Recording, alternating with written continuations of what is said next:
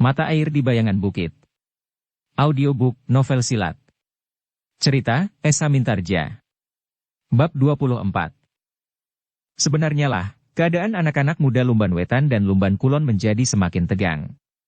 Jlit Heng tidak dapat ingkar lagi terhadap satu kenyataan, bahwa anak-anak muda Lumban Kulon memang ingin memaksakan kehendaknya atas anak-anak Lumban Wetan. Mereka ternyata merasa jauh lebih kuat, sehingga menurut perhitungan mereka, jika anak-anak Lumban Wetan tidak mau memenuhi tuntutan mereka, maka anak-anak Lumban Kulon akan memaksa dengan kekerasan. Tanah persawahan kami lebih luas dan tempatnya lebih tinggi, berkata anak-anak Lumban Kulon, karena itu, maka pintu air yang menuangkan air ke daerah Lumban Kulon harus lebih lebar. Apalagi bukit berhutan dan bendungan di sungai itu terletak di daerah Lumban Kulon. Anak-anak Lumban Wetan sama sekali tidak yakin akan kebenarannya pendapat anak-anak Lumban Kulon itu. Tetapi mereka selalu dibayangi oleh kecemasan bahwa anak-anak Lumban Kulon akan mempergunakan kekerasan dan apalagi apabila Darwerdi ikut campur pula. Aku tidak berhasil menghadap Ki Buyut di Lumban Kulon, berkata Jlit Heng kepada kawan-kawannya yang duduk di gardu.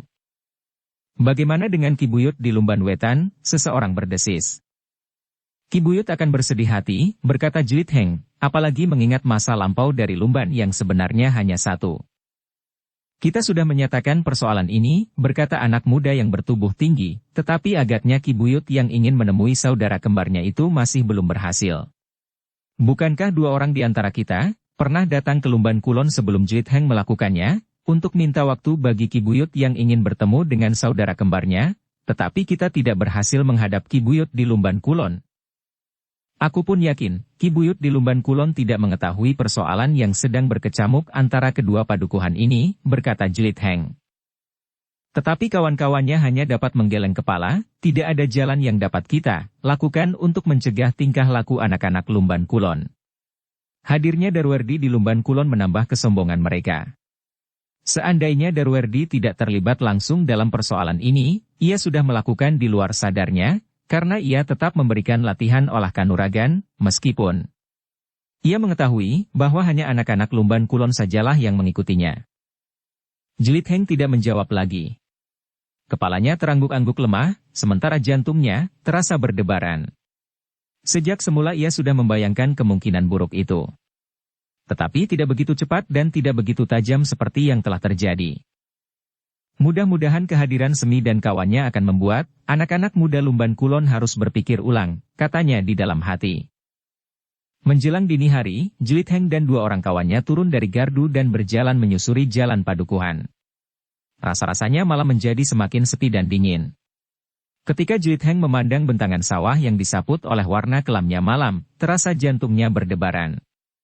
Padi yang tumbuh subur kehijauan karena tanah menjadi basah, akan menjadi kuning kemerah-merahan, jika anak-anak Lumban Kulon benar-benar memaksakan kehendaknya, membuka pintu air yang lebih lebar dari pintu air yang menuangkan air ke sawah-sawah di Lumban Wetan, karena jarak capai aliran air di parit-parit akan menjadi semakin pendek. Bagian yang telah menjadi hijau, akan kembali dibayangi oleh warna-warna gersang dan tandus. Hanya sebagian kecil sajalah sawah di Lumban Wetan yang dapat dipertahankan menjadi hijau segar. Meskipun yang sedikit itu sudah lebih baik dari tidak sama sekali, tetapi rasa keadilan ini benar-benar telah tersentuh, berkata Jlit Heng kepada diri sendiri. Tidak terasa, Jlit Heng dan dua orang kawannya itu telah memutari padukuhan. Bahkan mereka pun kemudian menyusuri bulak pendek menuju ke padukuhan sebelah, yang masih termasuk daerah kabuyutan Lumban Wetan. Gemericik air di parit yang membujur di tepi jalan itu terdengar sangat memelas. Seolah-olah terasa betapa aliran yang kecil itu sedang menjadi persoalan yang gawat. Bahkan mungkin parit itu akan menjadi salah satu jalur yang akan menjadi kering. Fajar, desis salah seorang kawan Jlit Heng. Ya, sebentar lagi, pagi akan datang, sahut yang lain, tetapi marilah kita kembali ke gardu. Aku hanya sempat tidur sekejap lewat tengah malam. Jlit Heng mengangguk-angguk. Katanya, marilah. Kita tidak mencapai padukuhan sebelah. Kita akan kesiangan. Mungkin anak-anak di gardu di ujung padukuhan itu pun sudah pulang pula, sahut kawannya. Mereka bertiga pun kemudian melangkah kembali ke padukuhan. Sementara langit menjadi semakin terang oleh cahaya pagi. Namun langkah mereka terhenti ketika lamat-lamat mereka mendengar derap kaki kuda. Dalam keheningan pagi derap kaki kuda itu terdengar bagai memutari lembah dan lereng bukit. Jauh namun tiba-tiba terdengar dekat di sekitar mereka. Jelit Heng dan kedua kawannya menjadi gelisah. Derap kaki kuda itu seolah-olah telah menyayat keheningan pagi di daerah yang sedang dipanasi oleh ketegangan antara anak-anak mudanya. "Siapa?" bertanya kawan Jelit Heng. "Arti bahwa kau sudah memperalat aku." Tetapi Jelit Heng justru mengulangi, "Siapa?" Yang lain pun semakin berdebar-debar. Rasa-rasanya suara derap kaki kuda itu semakin lama semakin keras menghentak-hentak dadanya. "Marilah, kita lari kembali ke padukuhan," ajak kawan Jelit Heng. Jelit Heng tidak menjawab.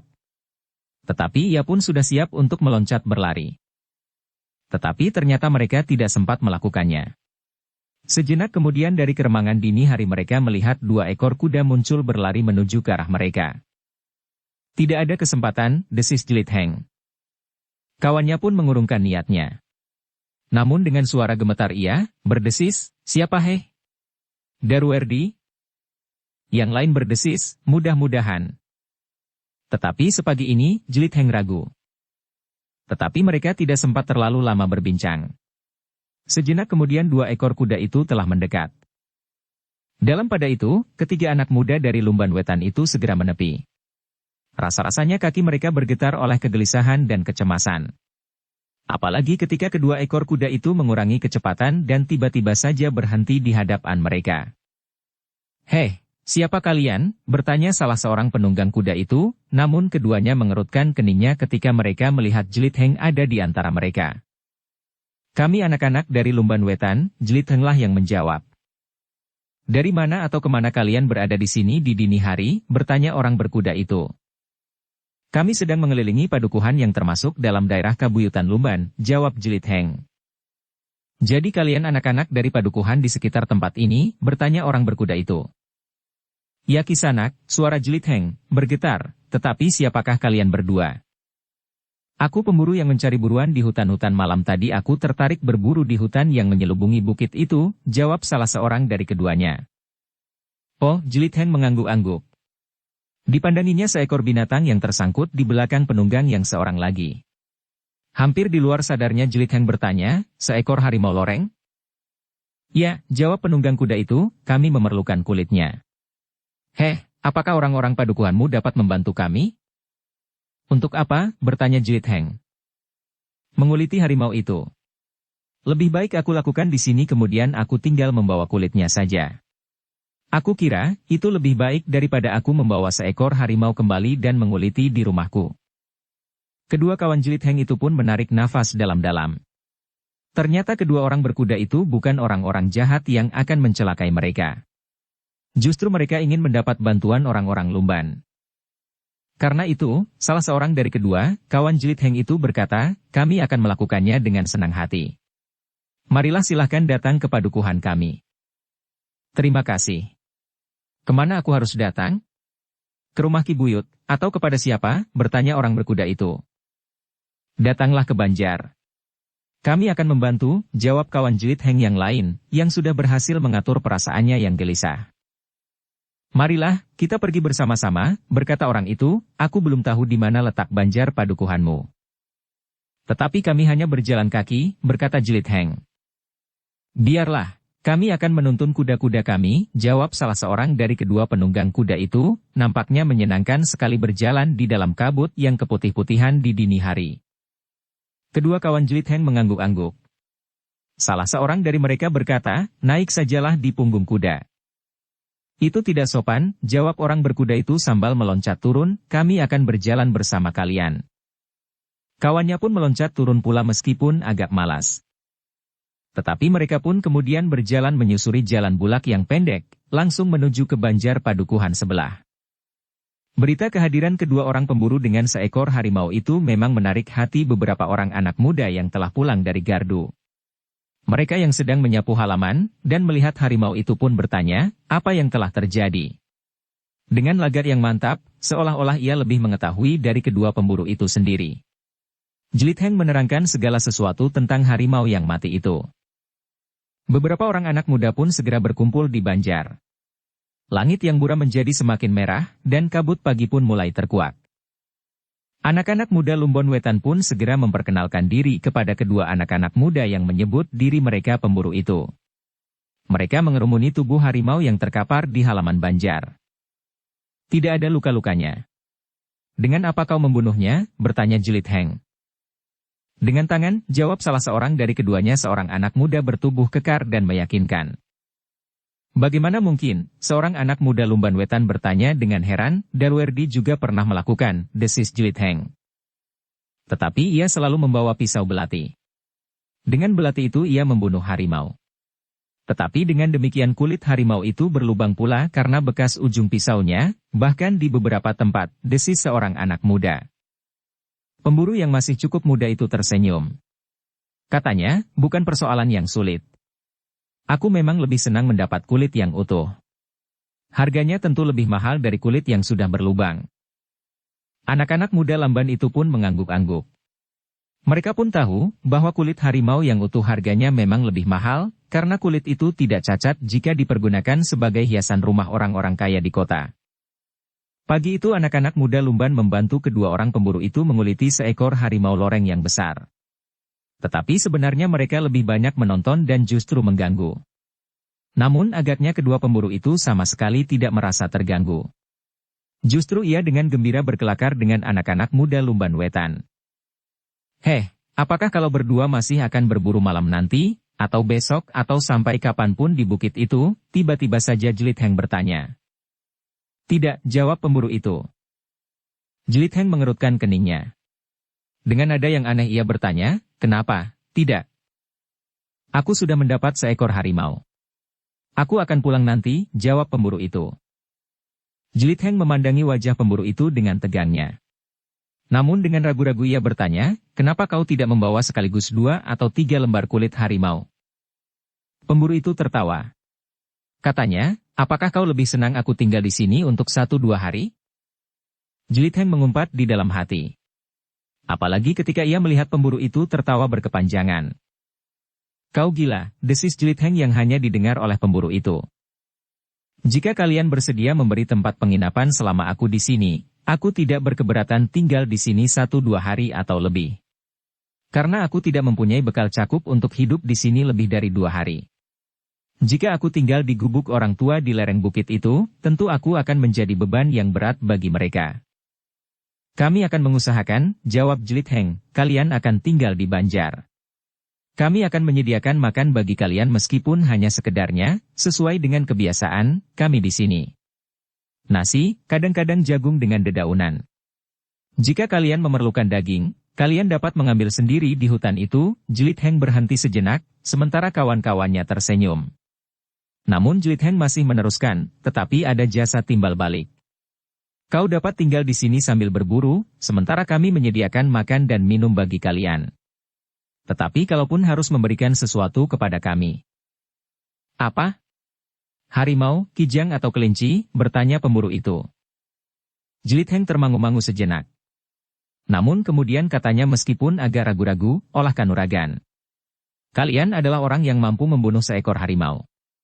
Tentu kalian memiliki ilmu. Karena itu, kalian wajib mengajari kami selama kalian berada di sini. Tiba-tiba saja, di luar dugaan, anak-anak muda Lumban Wetan yang mendengarkan pembicaraan itu pun bersorak sambil berteriak, setuju. Kami setuju sekali. Pemburu itu tersenyum. Dipandanginya anak-anak muda yang dengan serta-merta berteriak dengan penuh gairah itu. Namun akhirnya pemburu itu berkata di sela-sela senyumnya, aku tidak mau. Kalian akan menjadi sainganku berburu di hutan itu. Jika demikian aku tidak akan mendapat apapun lagi di atas bukit itu kecuali kelinci-kelinci kecil. Kami tidak akan menjadi pemburu, salah seorang anak muda tiba-tiba saja berteriak, jika kami ingin berburu, kami sudah mempunyai cara sendiri. Kami dapat membuat perangkap dengan memberikan umpan seekor kambing. Kami pun akan mendapatkan seekor harimau. Bahkan jika perlu harimau itu akan dapat kami tangkap tanpa bekas luka sama sekali. Kami biarkan harimau itu kelaparan di dalam perangkap. Jadi untuk apa? Bertanya pemburu itu. Tidak seorang pun yang segera menjawab. Beberapa orang anak muda saling berpandangan. Namun akhirnya Jelitenglah yang menjawab, Kisanak. Sebentar lagi Lumban Wetan dan Lamban Kulon akan menjadi daerah yang subur. Kesejahteraan akan menyelimuti daerah yang sekarang tandus dan miskin ini.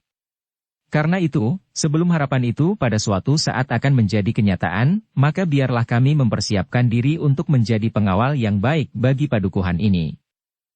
Kedua pemburu itu tertawa. Yang seorang berkata, kalian adalah anak-anak muda yang baik. Tetapi bukankah seorang anak muda yang bernama Darwerdi sudah berada di Lamban Kulon dan memberikan latihan kanuragan? Kau kenal dengan Darwerdi? Bertanya salah seorang dari anak-anak muda itu. Aku hanya mendengar namanya, jawab pemburu itu. Sejenak kemudian 2 ekor kuda itu telah mendekat.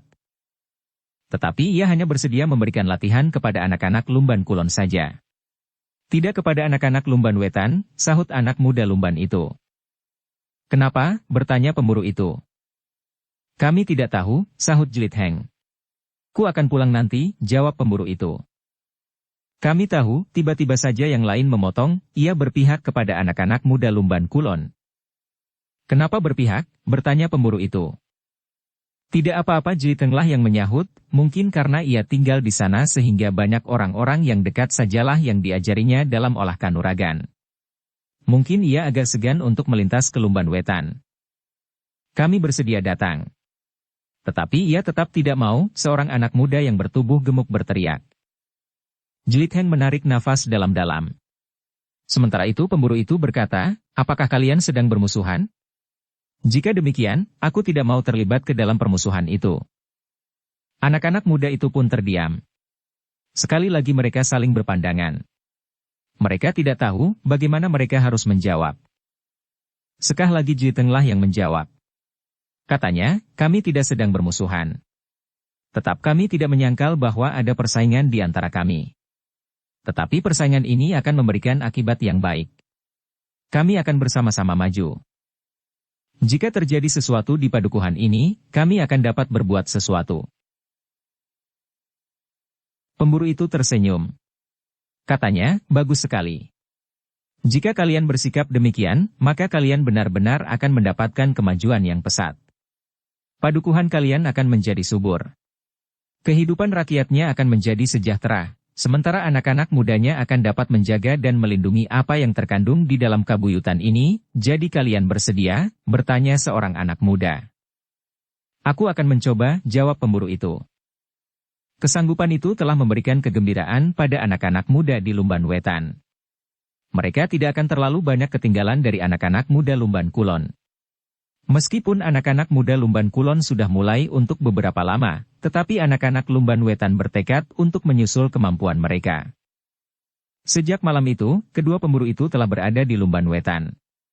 Jelitheng telah memberitahukan hal itu kepada Kiai Kanti di lereng bukit.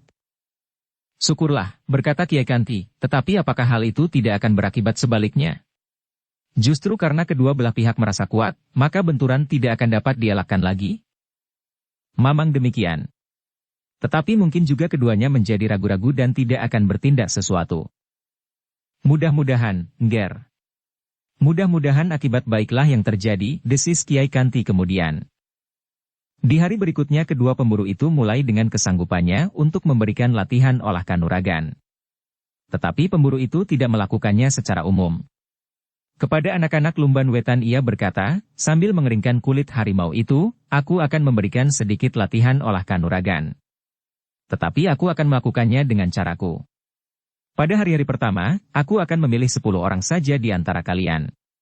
10 orang itu akan mendapat latihan yang lebih berat dari kawan-kawan kalian. Jadi bagaimana dengan yang lain? Bertanya seorang anak muda. Yang lain juga akan mendapat latihan-latihan kanuragan. Tetapi dilakukan secara terpisah. Kawanku itulah yang akan melatih kalian, jawab pemburu itu. Bagi anak-anak muda Lumban Wetan, hal itu tidak menjadi persoalan. Namun salah seorang dari mereka masih bertanya, bagaimana kalian akan memilih 10 orang di antara kami? Lihat sajalah, bagaimana aku akan memilih kalian, jawab pemburu itu. Anak-anak muda Lumban Wetan sudah mulai merasakan kebanggaan sebagai seorang anak muda yang akan dapat mengimbangi anak-anak muda Lumban Kulon. Namun agaknya seperti yang dikatakan oleh Kiai Kanti, Anak-anak muda Lumban Wetan justru merasa lebih kuat untuk mempertahankan agar pintu air sungai itu tetap dipertahankan. Di hari pertama pemburu itu masih belum melakukan pilihan. Tetapi ia mulai memilih anak-anak muda Lumban Wetan seorang demi seorang. Pada hari pertama anak-anak muda itu harus melakukan gerak yang sederhana tetapi untuk waktu yang lama. Dari pengamatan itu, pemburu itu dapat melihat siapakah yang memiliki ketahanan pernafasan dan ketahanan tubuh yang paling baik. Dari mereka, pemburu itu memilih 25 orang. Mereka harus melakukan latihan-latihan khusus di hari berikutnya. Mereka harus melakukan beberapa macam gerakan untuk melihat selain ketahanan tubuh dan pernafasan, juga keterampilan dan kemungkinan untuk dapat melakukan gerak yang cepat dan keras. Akhirnya seperti yang dikatakan, pemburu itu telah memilih 10 orang terbaik dari Lumban Wetan. Ke-10 orang itulah yang kemudian akan mendapat tempaan khusus. Tetapi dari ke-10 orang itu ternyata tidak terpilih anak muda yang bernama Jelit Heng. Aku menyesal sekali, berkata Jelit Heng. Ya. Kau termasuk orang penting di antara anak-anak muda Lumban Wetan, berkata kawannya. Tetapi pemburu itu menjawab, pernafasannya cukup baik. Tetapi perasaannya kurang peka terhadap perkembangan keadaan, ia terlalu lambat mengambil sikap, sehingga dalam perkelahian yang cepat, ia akan banyak kehilangan waktu. Jelit Heng mengumpat di dalam hati, apalagi ketika ia melihat pemburu itu tersenyum. Namun Jelit Heng tidak membantah, karena ia mengerti maksud dari pemburu yang sudah dikenalnya sebelumnya. Demikianlah, pada hari berikutnya, anak-anak muda Lumban Wetan mulai dengan latihan-latihan yang sesungguhnya 10 orang di antara mereka telah mencari tempat yang khusus untuk berlatih. Mereka memerlukan waktu yang lebih lama dan tenaga yang jauh lebih banyak. Sementara yang lain telah mempergunakan halaman banjar untuk melakukan latihan-latihan. Tetapi pemburu yang seorang itu pun tidak mau melatih semua anak-anak muda pada waktu yang sama, karena basinya tentu kurang baik. Pemburu yang seorang itu membagi anak-anak Lumban Wetan menjadi 3 kelompok yang masing-masing mendapat kesempatan yang berbeda. Sekelompok di antara mereka mendapat latihan pagi-pagi sekali. Sekelompok di sore hari dan yang sekelompok lagi menjelang malam. Kami akan berlatih setiap hari, berkata anak-anak muda itu. Bagus, jawab pemburu yang memberikan latihan kepada mereka, tetapi itu berarti aku harus melakukannya 3 kali sehari. Tetapi tubuhmu sudah terlatih. Kau tidak akan menjadi letih karenanya, jawab anak-anak muda Lumban Wetan. Jadi kapan kesempatan berburu, bertanya pemburu itu. Malam hari, jawab seorang anak muda. Tetapi menjelang dini hari aku akan tergesa-gesa kembali karena aku harus melatih kalian yang termasuk kelompok pertama, jawab pemburu itu. Tidak apa-apa, desis seorang anak muda yang lain, biarlah kau tidak mendapat binatang buruan. Tetapi kau sudah berbuat baik dan memberikan jasa kepadaku. Pemburu itu tertawa. Tetapi Jia pun kemudian berkata, baiklah. Aku akan melatih kalian setiap hari. Tetapi setiap pekan, aku akan beristirahat 1 hari. Hari itu akan dapat aku pergunakan untuk berburu, atau melakukan apa saja. Baiklah. Yang sehari itu akan kami pergunakan untuk berlatih di antara sesama kami, jawab anak-anak muda itu. Pemburu itu tersenyum. Katanya, terserahlah. Tetapi kenapa kalian jadi demikian tergesa-gesa? Anak-anak Lumban Kulon sudah mulai lebih dahulu, jawab anak-anak Lumban Wetan itu. Kenapa kalian harus berpacu? Pemburu itu bertanya pula. Sikap mereka kurang baik menurut pendapat kami, jawab anak-anak Lumban Wetan. Menurut penilaian, kalian. Tetapi menurut penilaian anak-anak muda Lumban Kulon, kelakuan kalianlah yang kurang balik, jawab pemburu itu. Tetapi kami tidak akan membiarkan diri kami merah hitam dipukuli oleh anak-anak Lumban Kulon, jawab anak-anak Lumban Wetan itu. Pemburu itu tersenyum katanya, baiklah. Baiklah. Tetapi aku mohon kalian bersungguh-sungguh. Dengan demikian selisih kalian dengan 10 kawan kalian itu tidak akan terlalu jauh. Namun yang 10 orang itu kelak akan menjadi pemimpin kelompok bagi para pengawal kabuyutan Lumban Wetan. Bukankah ke-10 orang itu berasal dari beberapa padukuhan? Ya, sahut anak-anak muda Lumban Wetan, kami benar-benar akan bersungguh-sungguh. Demikianlah seperti yang dikatakan, maka anak-anak Lumban Wetan itu pun telah berlatih dengan sungguh-sungguh. Seakan-akan mereka sama sekali tidak mengenal lelah. Yang berlatih di pagi hari, rasa-rasanya tidak ingin berhenti, meskipun panas matahari telah terasa menyengat tubuh mereka yang berkeringat. Sementara yang sore hari masih juga segan meninggalkan tempat mereka berlatih, sementara mereka yang berlatih dalam kelompok ketiga sudah menunggu. Sehingga dengan demikian maka latihan bagi kelompok ketiga itu justru berlarut-larut sampai menjelang tengah malam. Dalam pada itu, ke-10 orang yang langsung di bawah asuhan Semi, berlatih dalam waktu yang justru lebih panjang dan lebih terperinci. Mereka langsung dapat ditilik oleh Semi seorang demi seorang. Semi dapat memperhatikan dan mengamati setiap gerak tangan dan kaki. Dalam pada itu, anak-anak muda Lumban Kulon pun akhirnya mengetahui juga bahwa anak-anak Lumban Wetan ternyata telah mendapat seseorang yang bersedia memberikan latihan-latihan kanuragan, seperti yang dilakukan oleh anak-anak Lumban Kulon di bawah asuhan Darwerdi. Mereka pun mendengar bahwa yang memberikan latihan kanuragan bagi anak-anak Lumban Wetan itu adalah 2 orang pemburu. Apa artinya seorang pemburu dalam olah kanuragan? Berkata Darwerdi ketika seorang anak muda melaporkan kepadanya, apa yang telah mereka ketahui tentang anak-anak muda Lumban Wetan. Tetapi nampaknya mereka bersungguh-sungguh, berkata anak-anak Lumban Kulon itu kepada Darwerdi. Jadi apakah maksud kalian? Apakah aku harus menghentikan latihan-latihan itu? Sudah tentu aku tidak berhak melakukannya. Itu adalah urusan anak-anak Lumban Wetan dan pemburu itu, berkata Darwerdi. Jika demikian, kami akan bertindak sekarang. Kami akan memaksa untuk membuka pintu air yang menuangkan air ke tanah persawahan di Lumban. Kulon lebih besar dari pintu air yang mengalirkan air ke Lumban Wetan, berkata Nugata. Darwerdi menarik nafas dalam-dalam. Ia mempunyai pertimbangan lain. Ia masih menunggu bahwa pada suatu saat akan datang sekelompok orang-orang tertentu yang akan membawa seorang pangeran yang ia kehendaki, sementara ia sudah menyediakan sebuah pusaka meskipun bukan yang sebenarnya. Darwerdi sendiri berharap bahwa kekisruhan nilai akan terjadi pada saat-saat ia menerima pangeran itu. Sehingga dengan demikian, maka yang dilakukan itu akan dapat disamarkan dengan peristiwa yang terjadi di Lumban itu sendiri. Tetapi nampaknya anak-anak Lumban Kulon itu sudah tidak sabar lagi menunggu. Darwerdi, berkata Nugata, ambillah keputusan. Nugata, berkata Darwerdi, kau tidak usah cemas. Sudah aku katakan, apa yang dapat dilakukan oleh 2 orang pemburu. Mungkin mereka mampu berburu harimau dengan anak panah atau tombaknya. Tetapi berburu seekor binatang adalah jauh lebih mudah dari berburu seseorang karena seseorang mempunyai pikiran dan kemampuan untuk meningkatkan ilmunya. Sedangkan seekor binatang sama sekali tidak. Jika seorang pemburu sudah dengan tekun mempelajari dan mengamati tabiat seekor binatang maka ia akan dengan mudah untuk mengalahkannya. Sementara seekor binatang yang diamatinya itu mempunyai tabiat yang menyeluruh bagi binatang sejenis. Dan tidak demikian halnya bagi seseorang. Nugata mengerutkan keningnya.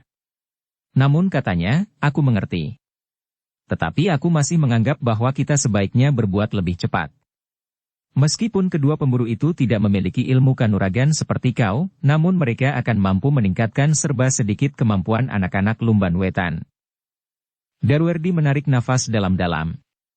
Lalu katanya, baiklah. Aku akan mempertimbangkannya. Aku akan menemui kedua pemburu itu. Baru kemudian aku akan mendapat gambaran, apa yang sebaiknya aku lakukan. Jika kedua pemburu itu tidak memiliki ilmu yang pantas dipertimbangkan, maka aku sama sekali tidak akan menghiraukannya. Kehadirannya dapat kita anggap tidak pernah terjadi. Dan anak-anak Lumban Wetan justru akan mendapat ilmu yang sesat, karena ilmu mereka hanyalah pantas diterapkan untuk memburu seekor kelinci, dan sama sekali untuk memburu kalian anak-anak muda Lumban Kulon, tetapi kau harus segera melakukannya, desis Nugata. Jangan memerintah begitu, sahut Darwerdi, aku tahu, apa yang sebaiknya aku lakukan. Nugata mengerutkan keringinya. Ia menyadari bahwa ia memang tidak dapat memerintah Darwerdi. Karena itu, maka katanya, bukan maksudku memerintah. Tetapi kecemasanku rasa-rasanya tidak tertahankan lagi. Anak-anak Lumban Wetan seakan-akan dengan sengaja menantang kami. Darwerdi tidak menjawab. Ketika kemudian Nugata pergi, ia tidak beranjak dari tempatnya. Tetapi sebenarnya lah seperti anak-anak Lumban Kulon Darwerdi pun sebenarnya ingin mengetahui apa yang telah dilakukan oleh kedua orang pemburu itu. Menurut pendengarannya, pemburu itu memang memiliki kelebihan. Ketika mereka datang, mereka membawa seekor harimau yang dibunuhnya tanpa bekas luka. Kemudian, beberapa hari berselang mereka telah melakukannya dengan cara serupa. Demikianlah, ketika senja menjelang kelamnya malam, Darwerdi pergi ke Lumban Wetan. Ia sudah tahu pasti, di mana anak-anak Lumban Wetan berlatih. Ia pun mengetahui, bahwa 10 orang di antara mereka telah disisihkan untuk mendapat latihan-latihan khusus. Ke-10 orang itulah yang lebih menarik bagi Darwerdi sehingga ia pun pergi kepada mereka, di saat mereka sedang berlatih di Pategalan. Kehadiran Darwerdi nampaknya telah membuat Semi segan melanjutkan latihan. Karena itu, maka ia pun kemudian berhenti dan mempersilahkannya. Meskipun agak ragu ia bertanya, apakah kau yang bernama Darwerdi? Ya, aku Darwerdi dari Lumban Kulon, jawab Darwerdi. Marilah. Namamu sudah aku kenal. Dari kejauhan aku memang pernah melihatmu, berkata Semi. Anak-anak Lumban Wetan yang sedang berlatih itu pun menjadi tegang. Kehadiran Darwerdi memang sudah diperhitungkan oleh Semi. Bahkan pemburu itu pernah berkata kepada anak-anak Lumban Wetan bahwa pada suatu ketika, mungkin Darwerdi akan datang untuk berbicara dengan pemburu itu. Darwerdi melangkah mendekat. Dipandanginya anak-anak Lumban Wetan yang sudah berlatih. Namun pada gerak-gerak terakhir yang sempat dilihatnya, telah membuat hatinya menjadi berdebar-debar. Kisanak, berkata Darwerdi, agaknya kau mempunyai gairah yang sangat besar untuk mengajari anak-anak Lumban Wetan dengan olah kanuragan.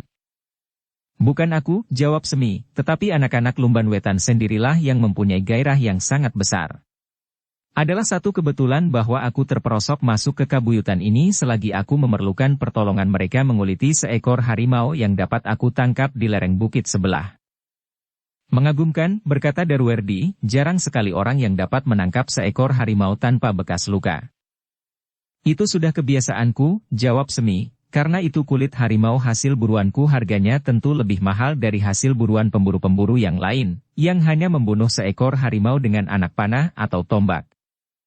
Darwerdi mengerutkan keningnya. Agaknya pemburu ini memang agak sombong. Apakah keuntunganmu dengan bersusah payah memberikan latihan-latihan kepada anak-anak muda Lumban Wetan? Bertanya Darwerdi kemudian. Semi memandang Darwerdi dengan heran. Dan tiba-tiba ia pun bertanya pula, apa pula keuntungan memberikan latihan-latihan kepada anak-anak Lumban Kulon? Darwerdi yang sudah menduga bahwa pemburu itu akan bertanya demikian segera menjawab, Kisanak, aku telah melakukannya lebih dahulu atas permintaan anak-anak muda Lumban Kulon dan Lumban Wetan. Tetapi anak-anak Lumban Wetan kemudian tidak bersedia lagi untuk datang. Sekarang mereka minta agar kau memberikan latihan-latihan itu justru pada saat anak-anak Lumban Wetan dan Lumban Kulon dalam ketegangan. Semi tiba-tiba saja tertawa sambil mengangkat wajahnya. Katanya, jangan mengatakan yang tidak sebenarnya. Apa kau kira anak-anak Lumban Wetan ini tidak dapat berbicara tentang hubungan mereka dengan anak-anak Lumban Kulon? Apapun yang mereka katakan, bukankah kesediaanmu memberikan latihan-latihan itu memungkinkan meningkatnya permusuhan? Bertanya Darwerdi. Itu tidak adil, jawab Semi, jika kau menghentikan latihan-latihan itu sama sekali, maka kau pun telah membantu meredakan permusuhan itu. Tetapi kau tidak melakukannya. Kisanak, berkata Darwerdi kemudian, kedatanganku kemari sekedar untuk berbicara dengan baik mengingat persoalan anak-anak Lumban Kulon dan anak-anak Lumban Wetan. Aku minta kau menghentikan latihan-latihan ini. Aku akan berusaha mencegah anak-anak Lumban Kulon untuk memaksakan kehendaknya atas anak-anak Lumban Wetan. Caranya bukan begitu. Kita bersama-sama berhenti, jawab Semi. Apakah kau keras kepala juga seperti anak-anak Lumban Wetan? Bertanya Darwerdi. Ya, jawab pemburu, aku memang keras kepala. Tetapi aku pun menyadari bahwa aku harus bertanggung jawab atas sikapku itu. Darwerdi mengerutkan keningnya. Pemburu ini memang seorang yang sombong dan tinggi hati. Namun Darwerdi tidak akan membiarkannya karena itu, maka katanya, Kisanak. Aku beri kesempatan kau selama 3 hari untuk terpikir. Jika dalam waktu 3 hari kau tidak menghentikan latihan-latihan ini, maka jangan menyesal bahwa aku akan memaksamu. Dengan demikian maka nafsu anak-anak Lumban Kulon untuk segera bertindak dapat aku kekang. Caramu berpikir memang aneh Kisanak, jawab Semi, mungkin kau sudah terlalu lama tinggal di kabuyutan kecil ini sehingga kau tidak mampu lagi membuat perhitungan-perhitungan yang wajar dan tidak berat sebelah. Pemburu ini memang seorang yang sombong dan tinggi hati. Namun Darwerdi tidak akan membiarkannya karena itu, maka katanya, Kisanak. Aku beri kesempatan kau selama 3 hari untuk terpikir. Jika dalam waktu 3 hari kau tidak menghentikan latihan-latihan ini, maka jangan menyesal, bahwa aku akan memaksamu. Dengan demikian, apapun yang kau katakan, aku memberimu waktu 3 hari, berkata Darwerdi. Setelah itu, aku akan menentukan tindakan apakah yang akan aku lakukan atas kalian dan anak-anak muda Lumban Wetan. Aku tahu bahwa kawanmu itu telah memberikan latihan-latihan pula kepada lingkungan yang lebih luas, meskipun tidak mendalam seperti yang kau lakukan. Aku tidak menghiraukan sama sekali, berkata pemburu itu, 3 atau 4 berapa hari pun yang akan kau sebut. Wajah Darwerdi menjadi merah. Ia sadar bahwa pemburu itu benar-benar tidak akan dapat diancamnya. Agaknya pemburu itu benar-benar bertanggung jawab atas segala yang dilakukannya. Hampir saja Darwerdi kehilangan pengamatan diri. Di Lumban ia jarang sekali mendengar, seseorang telah menentang kehendaknya. Tiba-tiba seorang pemburu kini seakan-akan dengan sengaja telah menantangnya. Namun ternyata bahwa Darwerdi masih dapat mengendalikan dirinya. Dengan suara bergetar ia berkata, aku akan menunggu sampai 3 hati. Sebaiknya kau pertimbangkan dengan bati yang bening. Kau memang belum mengenal aku dengan baik, sehingga kau berani menentang aku tanpa ragu. Siapapun kau, jawab Semi, aku sudah terlalu biasa menghadapi siapapun juga. Bahkan seekor harimau yang paling besar sekalipun. Apalagi kau. Itulah kesalahanmu, jawab Darwerdi, kau anggap aku tidak lebih dari seekor harimau. Kau lupa bahwa seekor harimau tidak akan mampu mempelajari oleh kanuragan. Ia hanya mampu mempergunakan kekuatan wadahnya sebagaimana ia mendapatkannya dari alam. Tetapi aku mampu mengembangkan kemampuan yang aku terima dari alam, dan lebih dari itu, aku mempunyai otak seperti juga kau dan setiap orang. Tetapi agaknya kau tidak sempat mempergunakan otakmu. Nampaknya kau pun sekedar bertumpu kepada pandangan yang bodoh itu tanpa mempertimbangkan kemungkinan yang berkembang pada dirimu sendiri. Darah Semi mulai menjadi panas. Tetapi ia sadar bahwa ia memang sedang memancing agar Darwerdi menjadi marah. Ia sadar bahwa Darwerdi tentu ingin menjajaki, apakah orang yang memberikan latihan kanuragan kepada anak-anak Lamban Wetan itu benar-benar memiliki ilmu yang memadai. Mudah-mudahan peristiwa ini tidak mengganggu tugas-tugasku selanjutnya yang juga akan menyangkut Darwerdi, berkata Semi di dalam hatinya. Namun dalam pada itu, ia menjawab, Darwerdi. Sebaiknya kau kembali ke daerah kebuyutanmu. Kau boleh melakukan apa saja sesuai dengan keinginan dan kemauanmu. Aku pun boleh melakukan apa saja yang aku kehendaki di sini tanpa mengganggu kau dan anak-anak muda Lumban Kulon. Darwerdi menggeretakkan giginya. Tetapi ia masih berusaha menahan diri namun agar ia tidak kehilangan keseimbangan, maka ia pun menggeram, kau benar-benar gila. Aku akan pergi. Dan aku akan kembali lagi dalam 3 hari. Darwerdi tidak menunggu jawaban. Ia pun kemudian dengan tergesa-gesa meninggalkan pategalan itu. Sementara itu langit sudah menjadi semakin kelam. Demikian Darwerdi hilang di balik keremangan ujung malam, ke-10 anak-anak muda Lumban Wetan itu pun segera mengerumuni Semi. Agaknya ia benar-benar marah, desis salah seorang dari anak-anak muda Lumban Wetan itu. Ya, jawab Semi, tetapi biar sajalah. Aku memang harus mempertanggungjawabkan apa yang aku lakukan ini kepada siapapun. Seorang anak muda yang bertubuh kecil, tetapi memiliki kecepatan gerak yang cukup, telah berkata, bukan maksud kami di sini membuat kesulitan bagimu. Aku sudah memperhitungkan bahwa hal ini akan terjadi, berkata Semi, tetapi kau masih mempunyai waktu untuk mempertimbangkan, desis anak muda bertubuh kecil itu. Maksudmu, agar aku menarik diri dari kesanggupan ini, bertanya Semi. Anak-anak muda Lumban itu tidak menjawab. Terima kasih kawan-kawan, desis Semi kemudian, aku mengerti bahwa kalian bermaksud baik. Kalian tidak mau membuat aku mengalami kesulitan karena sikap Darwerdi yang benar-benar telah berpihak itu. Jika kemudian terjadi sesuatu, baik akan diriku, kawanku berburu itu, atau apapun, bukan kalian yang bersalah. Aku telah cukup dewasa untuk menentukan sikapku sendiri. Anak-anak Lumban Wetan itu tidak menyahut lagi. Mereka pun mengerti bahwa pemburu ini akan dapat tersinggung jika mereka seakan-akan mencemaskan nasibnya, jika ia harus berhadapan dengan Darwerdi. Kita lanjutkan latihan ini, berkata Semi tiba-tiba, apakah kalian telah lelah? Apa kalian yang sebenarnya cemas menghadapi Darwerdi yang marah itu? Aku pun dapat marah seperti Darwerdi. Anak-anak Lumban Wetan itu menjadi ragu-ragu. Rasa-rasanya ada sesuatu yang menghambat mereka setelah kedatangan Darwerdi. Tetapi ketika mereka sudah mulai dengan gerak-gerak yang keras dan berat, maka lambat laun, perhatian mereka pun sepenuhnya telah terampas oleh pemusatan pikiran pada latihan itu, sehingga mereka pun telah melupakan bahwa Darwerdi baru saja datang ke tempat latihan itu.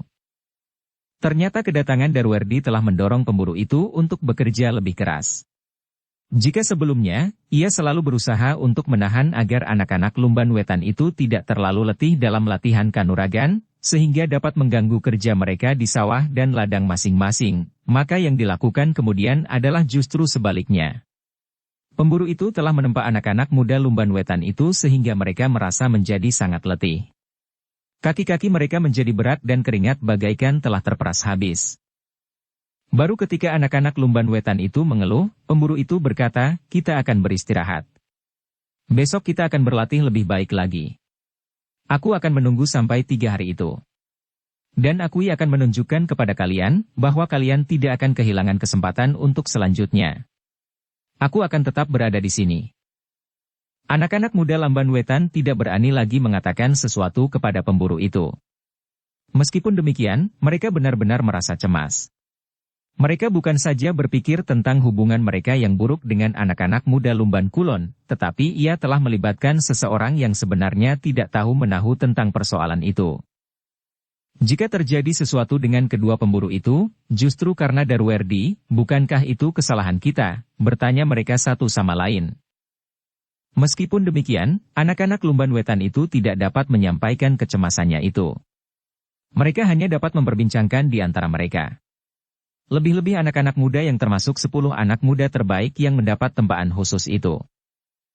Jelit Heng yang akhirnya mendengar juga peristiwa itu, tidak dapat mengatakan apapun juga. Ia hanya mengangguk-angguk dan sekali-kali menggeleng di antara kawan-kawannya. Apalagi ia tidak melihat sendiri apa yang terjadi, karena ia berada di antara anak-anak muda Lumban Wetan yang berlatih bersama-sama, pada giliran ketiga. Namun di luar pengetahuan kawan-kawannya, Jelit Heng telah datang kepada Semi dan kawannya di Banjar. Seolah-olah ia bertemu dengan kedua pemburu itu kebetulan saja tanpa maksud apapun juga. Namun dalam pada itu, Semi telah berbincang panjang dengan Jelit Heng mengenai Darwerdi. Apakah perkelahian yang mungkin sekali tidak akan mengganggu? Bertanya Semi. Dalam kedudukanmu sebagai pemburu, aku kira tidak akan ada persoalan yang bersangkut paut dengan penculikan pangeran itu, sahut Jelit Heng. Aku tidak tahu, kenapa sampai saat ini orang-orang Sanggar Gading masih belum sampai di daerah sepasang bukit mati ini, gumam Semi. Dapat dimengerti, jawab Jelit Heng, mereka memerlukan persiapan yang khusus. Mereka tidak saja berhadapan dengan Darwerdi di sini, tetapi mereka harus dapat bertahan jika orang-orang Pusparuri atau pihak manapun juga akan mengganggu mereka. Tetapi Jelit Heng, berkata Semi, bagaimana jika kami, maksudku aku dan Darwerdi tidak lagi dapat mengekang diri dalam perkelahian itu sehingga perkelahian itu akan meningkat sampai batas yang paling pahit. Bukan aku cemas menghadapinya, tetapi apakah hal itu tidak akan merusak semua usaha yang telah dilakukan sampai saat terakhir olehmu sendiri dan oleh Kakang Rahu. Kawanmu itu akan dapat menjadi saksi yang berdiri di luar arena dan tidak terlibat dalam luapan perasaan. Ia harus dapat bertindak tepat pada waktunya dan ia tentu akan dapat menentukan keseimbangan dari pertempuran itu, berkata Jelit Heng. Kawannya mengangguk-angguk.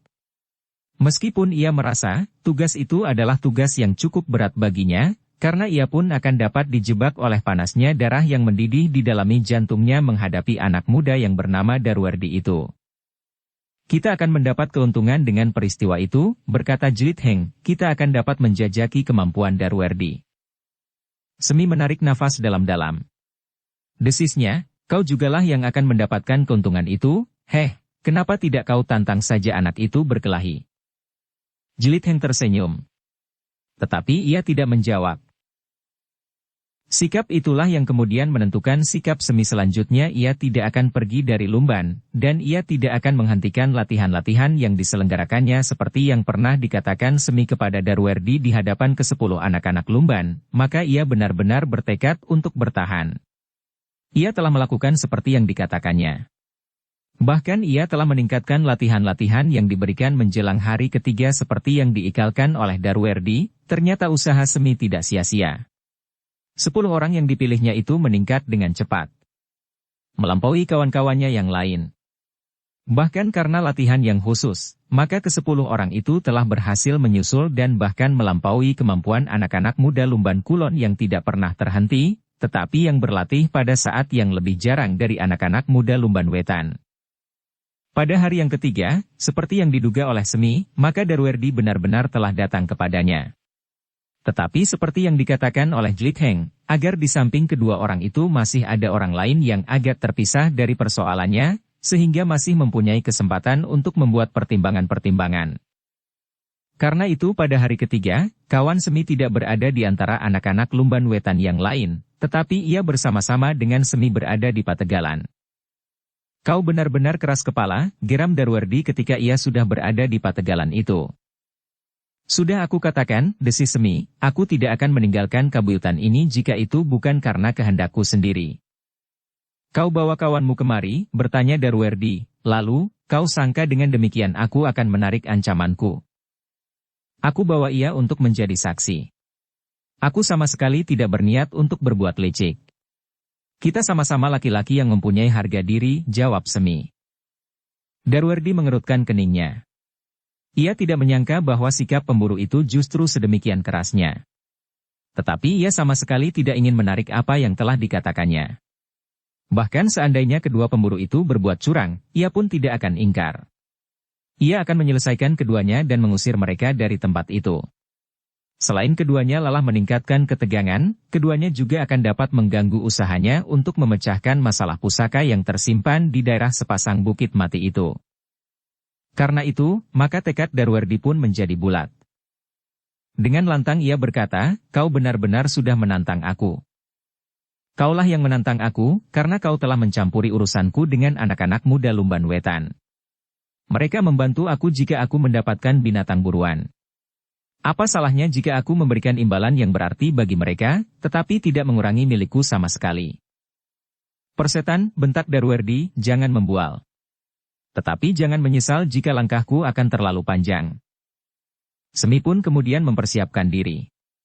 Kepada anak-anak Lumban Wetan ia berkata, kalian pun dapat menjadi saksi, apakah ada kelebihan anak muda ini dari seorang pemburu yang telah berhasil menangkap seekor harimau hanya dengan tangannya.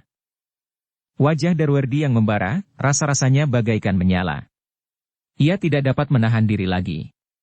Pemburu itu terlalu sombong, seolah-olah ia adalah orang yang paling berarti di muka bumi. Karena itu, maka Darwerdi pun berkata, kita akan berhadapan dengan jantan. Marilah.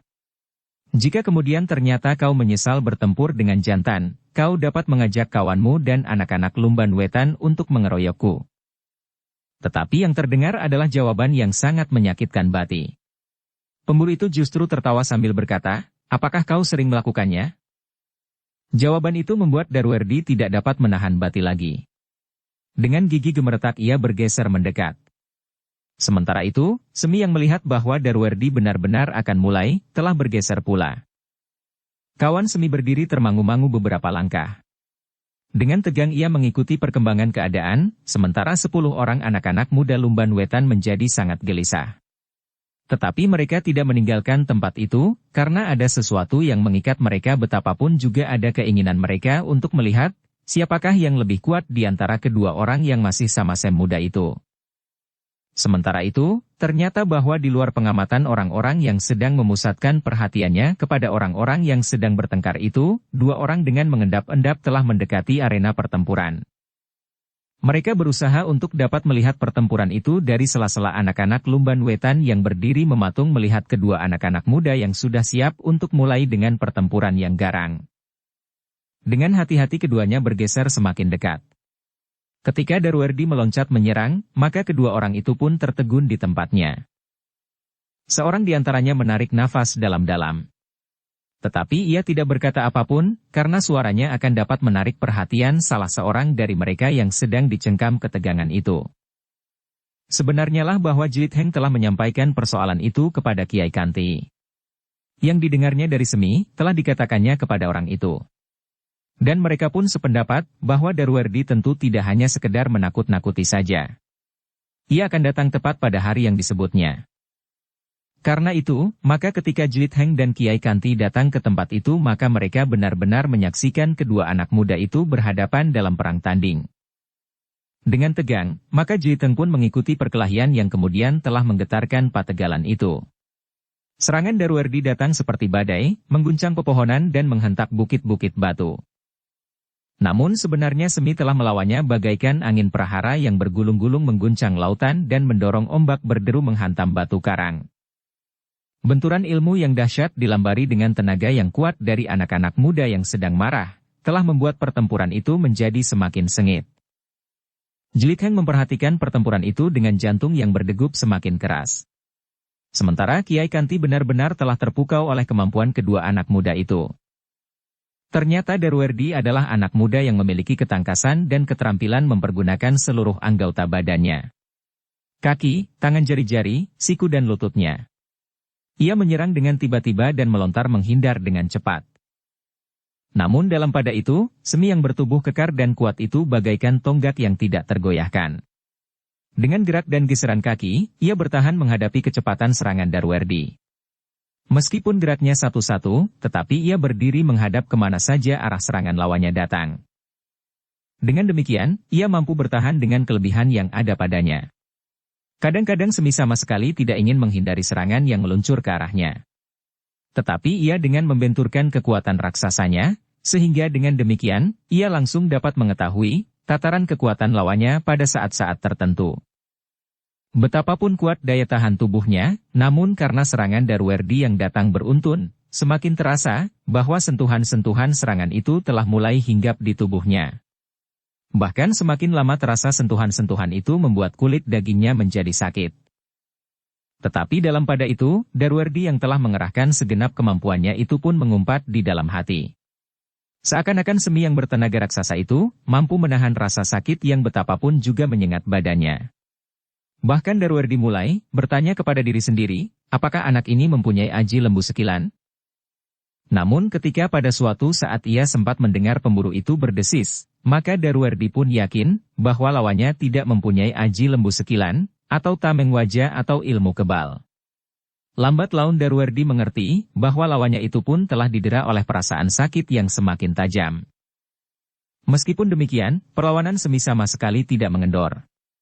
Bahkan tenaganya seakan-akan menjadi semakin kuat, meskipun sekali-kali ia harus berdesis menahan sakit. Dalam pada itu, Darwerdi yang telah mengerahkan segenap kemampuannya itu merasa bahwa ia mulai berhasil membuat lawannya sakit. Tetapi ia pun tidak dapat ingkar, bahwa tenaganya yang terperas itu, semakin lama menjadi semakin susut. Karena itu, ia harus memperhitungkan, bahwa ia harus dapat melumpuhkan lawannya lebih dahulu sebelum tenaganya sendiri terperas habis. Namun dalam pada itu, Semi pun telah membuat perhitungan yang mapan pula. Ia tidak mau dihancurkan, bahkan ia harus memancing Darwerdi agar kehabisan tenaga dan tidak mampu bergerak lagi.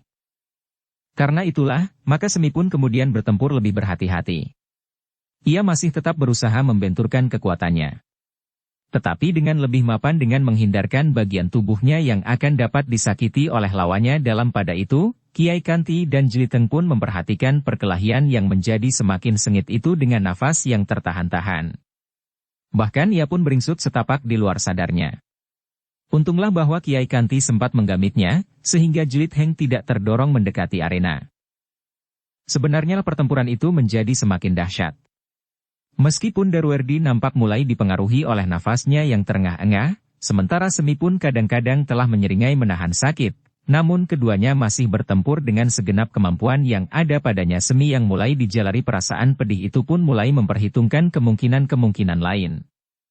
Lai merasa perlu untuk menyerang lebih banyak, agar ia pun mempunyai kesempatan untuk menyakiti lawannya, meskipun dengan demikian ia pun akan memeras tenaganya. Bersambung ke bab 25. Dukung kami dengan subscribe, follow, like, komen dan share. Terima kasih.